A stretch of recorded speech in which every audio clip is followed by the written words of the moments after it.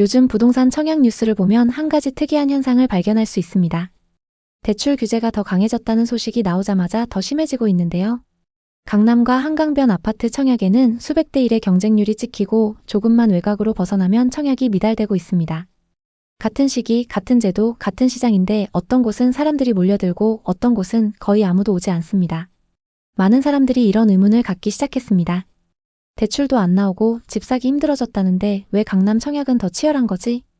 지금 청약시장에서 벌어지고 있는 일은 대출 규제 이후 수요가 어디로 모이는지, 그리고 앞으로 어떤 집만 선택받게 되는지를 아주 분명하게 보여주고 있습니다. 지금의 청약시장은 집을 살 사람 자체가 줄어들었다는 게 아니라 아무 집이나 사지 않겠다는 사람들이 늘어났다는 걸 보여줍니다. 올해 들어 청약시장의 양극화는 숫자로도 명확하게 드러납니다. 부동산 빅데이터 자료에 따르면 2025년 1월부터 10월까지 서울에서 분양한 아파트의 평균 청약 경쟁률은 146대 1을 넘었습니다. 이는 집값이 최고조였던 2021년 이후 4년 만에 가장 높은 수준입니다. 대출 규제가 지금보다 훨씬 약했던 시기보다도 오히려 경쟁률이 더 치열해진 셈입니다. 그 중심에는 강남권과 한강벨트가 있습니다.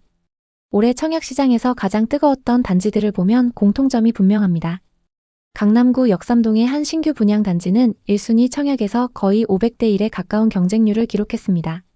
당첨이 되더라도 실제로 집을 사려면 현금만 20억 가까이 필요합니다. 그럼에도 불구하고 사람들이 몰린 이유는 분명했습니다. 분양가 상한제가 적용돼 주변 시세보다 가격이 크게 낮았고 당첨만 되면 10억 원 이상 시세 차익이 기대됐기 때문입니다. 비슷한 사례는 한두 개가 아닙니다. 성동구, 송파구, 동작구, 서초구, 영등포구 등 한강을 따라 이어지는 핵심 지역의 신축 아파트들은 모두 세 자릿수 경쟁률을 기록했습니다. 특히 눈여겨볼 점은 이 단지들 대부분이 대출로 접근하기 어려운 곳이라는 사실입니다.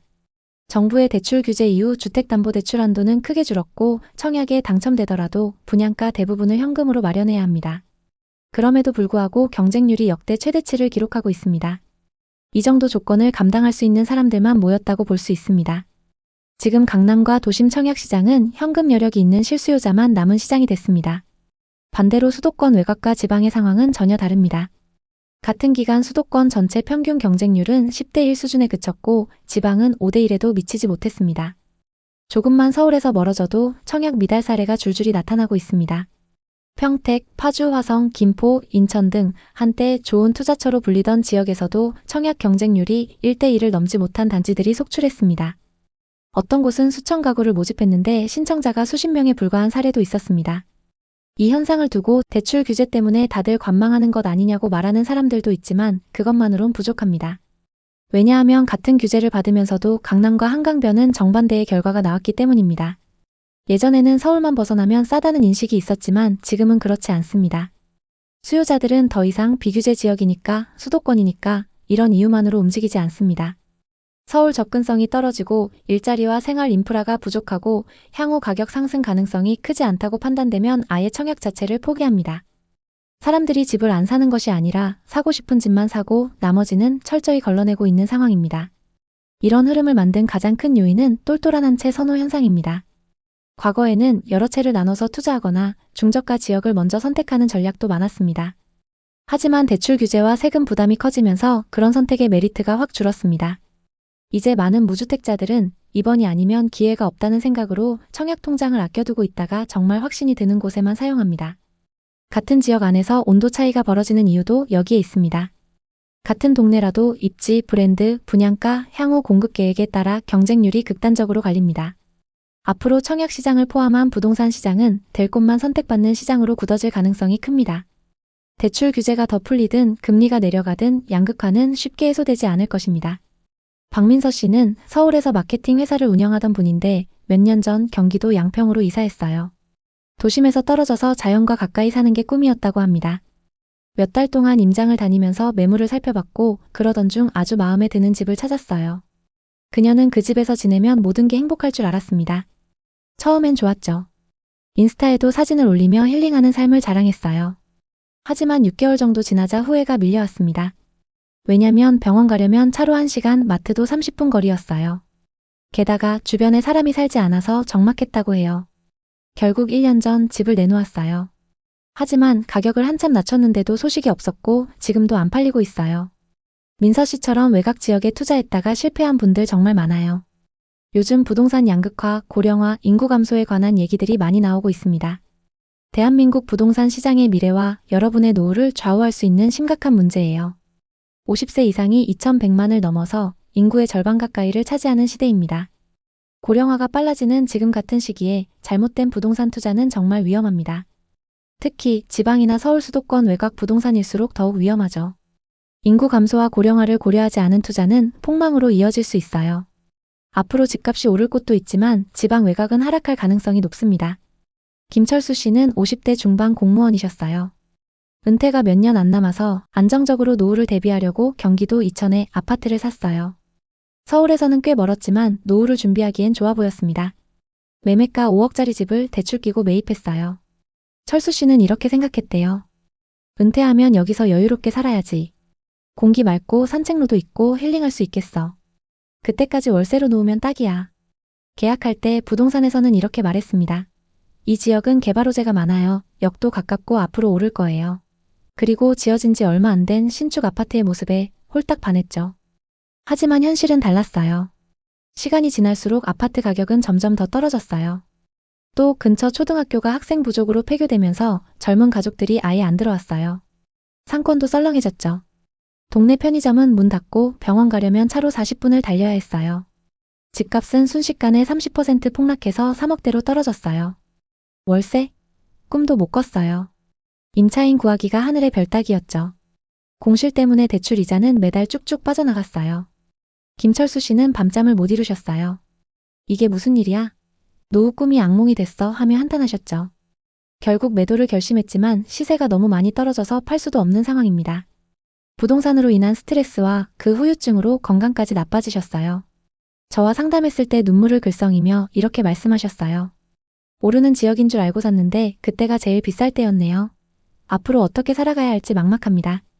여러분, 이게 외곽 부동산 투자의 현실이에요. 김철수 씨처럼 별 생각 없이 노후를 준비했다가 패가망신한 분들 정말 많습니다. 이제 본론으로 들어가죠. 여러분 깜짝 놀라실 겁니다. 대한민국은 이미 초고령 사회로 진입했어요. 2025년 기준 65세 이상 인구가 전체의 20%를 넘었죠. 10년 안에 50세 이상이 인구의 절반을 차지하는 전 세계적으로 유례없는 인구 소멸 시대가 옵니다. 통계청 자료를 보면 현재 60년대생 약 860만 명이 은퇴했거나 은퇴를 앞두고 있어요. 60년대 초반부터 중반까지는 이미 은퇴했고 그 이후부터 70년대 초중반까지는 은퇴를 걱정하고 있죠. 연령대별로 보면 50대가 인구 1위, 40대가 2위, 60대가 3위예요.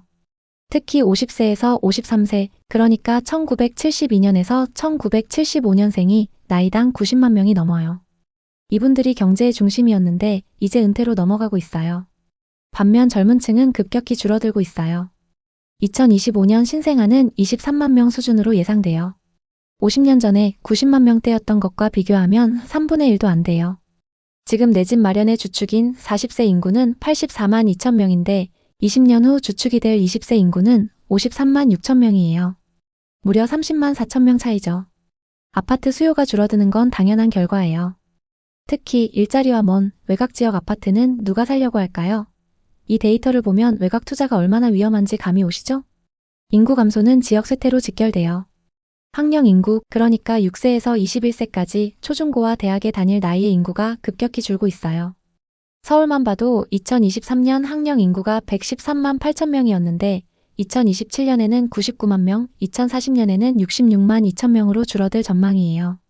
이게 지역에 어떤 영향을 미칠까요? 가장 큰 건 우선 학교가 문을 닫게 됩니다. 지방 도로를 지나다 보면 폐교된 건물들 다들 보셨죠? 이런 지역에 과연 젊은 세대가 들어와 집을 사려고 할까요? 상권이 죽고 편의시설이 없어지면 집값은 떨어질 수밖에 없어요. 박민정 씨는 40대 후반 회사원입니다. 2021년 상승장 경기도 용인 에버랜드 근처에 타운하우스를 샀어요. 4억 원을 투자했죠. 전원주택 스타일에 산책로가 있고 조용한 환경이라 매력적이었어요. 나중엔 여기서 지내고 은퇴 전까지는 새놓아서 월세 받으면 되겠지라고 계획했대요. 부동산 중개인은 이런 전원주택은 은퇴자들 사이에서 인기 많아요 라며 꼬드겼죠. 하지만 입주 후 상황은 달랐어요. 고령화로 지역 인구가 빠져나가면서 상권이 완전히 죽었어요.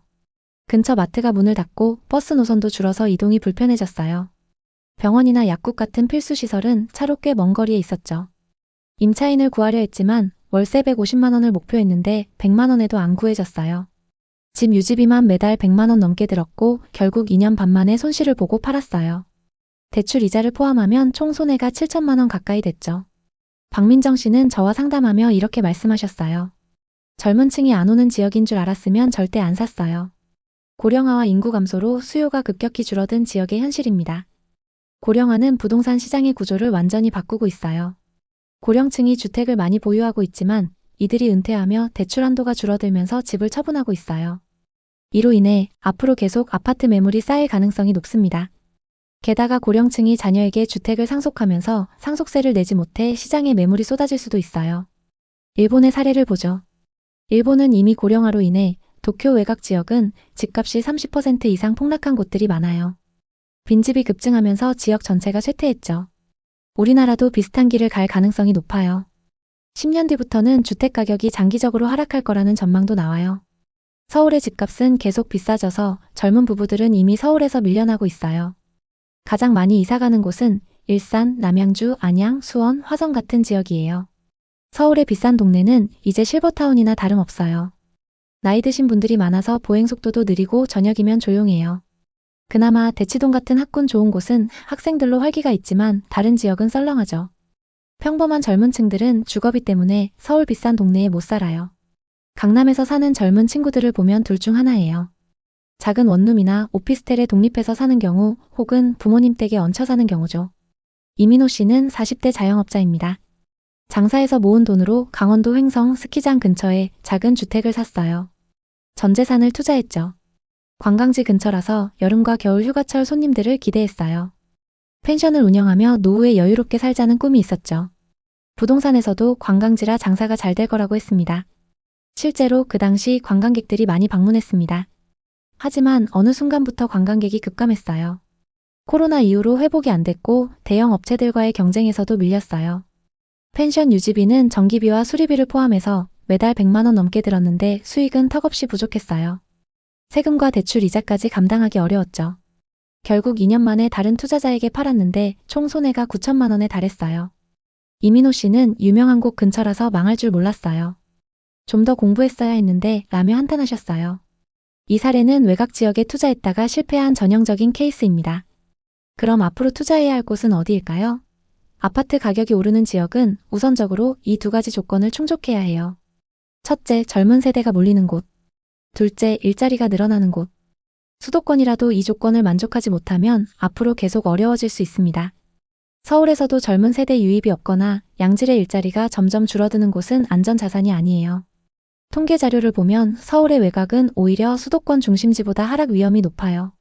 앞으로는 일본처럼 고령화로 빈집이 늘고 지역이 축소될 가능성도 있어요. 우리나라도 외곽 지역은 특히 위험해요. 학군과 일자리 없는 곳은 시간이 지나면 하락할 가능성이 큽니다. 반면 교육 수요가 늘어나는 경기도 신도시나 서울 내의 학군 좋은 지역은 그나마 안정적이에요. 여러분, 부동산 투자 전에 반드시 인구 추세와 일자리, 학군을 살펴보세요. 고령화와 저출산은 부동산 시장의 판을 완전히 바꾸고 있어요. 오늘은 인구 문제와 부동산 양극화에 대한 이야기를 해봤는데요. 50대 이상이 인구 절반을 차지하는 시대에 외곽 부동산 투자는 정말 위험해요. 오늘 이야기 어떠셨나요? 오늘의 이야기에 공감하셨다면 구독과 좋아요를 눌러주세요. 오늘도 시청해주셔서 감사합니다.